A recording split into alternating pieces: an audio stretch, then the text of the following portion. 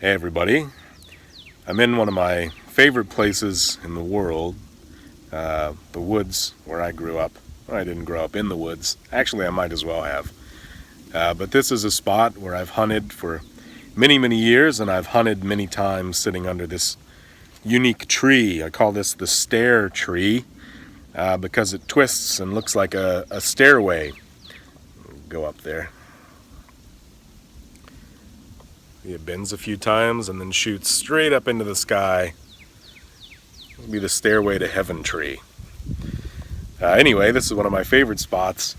One of the places where I've even considered having my ashes scattered when I die. So I'm happy to be here, happy to take a break from the city and get back to my roots, at the roots of a tree. So I wanted to share my finished Gjallarhorn with you. I decided to paint it instead of carve it, and I went with a theme similar to what we see on Viking Rune Stones. If you're not familiar with Rune Stones, they're essentially marker stones that are the Viking equivalent of so-and-so was here.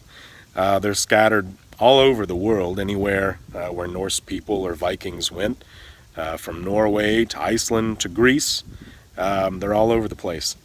And they've usually got a design similar to this, twisting serpent or a twisting tree, something like that, that's covered in runes. Usually they're written in the Younger Futhark. The Younger Futhark was the runic writing system that was used by the folks who spoke Old Norse. There are a few that are written in Latin, but using the Younger Futhark runes phonetically for the writing.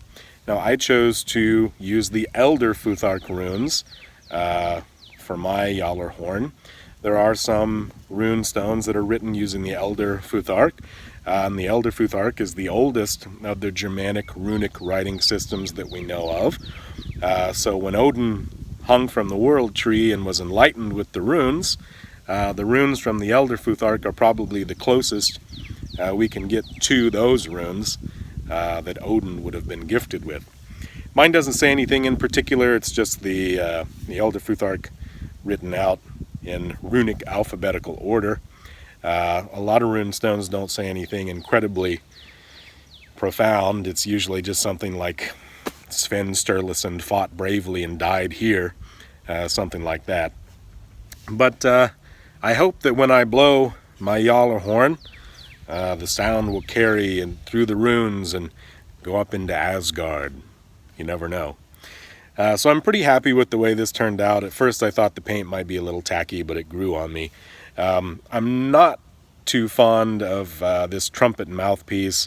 I drilled out my hole before I decided to do what to do here. It makes it sound great, but it looks a little odd. So the next Gjallarhorn I make, I might do something a little bit different. But now that the wind's died down, it's been really windy here today, I'll blow it a few times.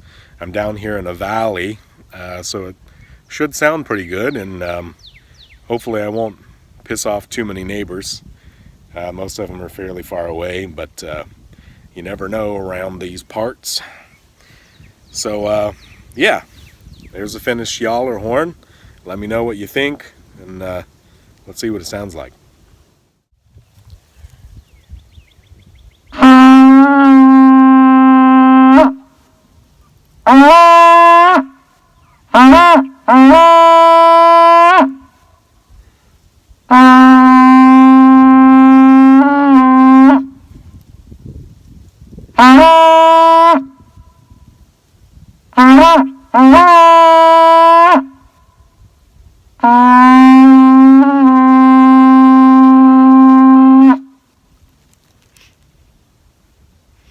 Sounds pretty good to me. Thanks for watching.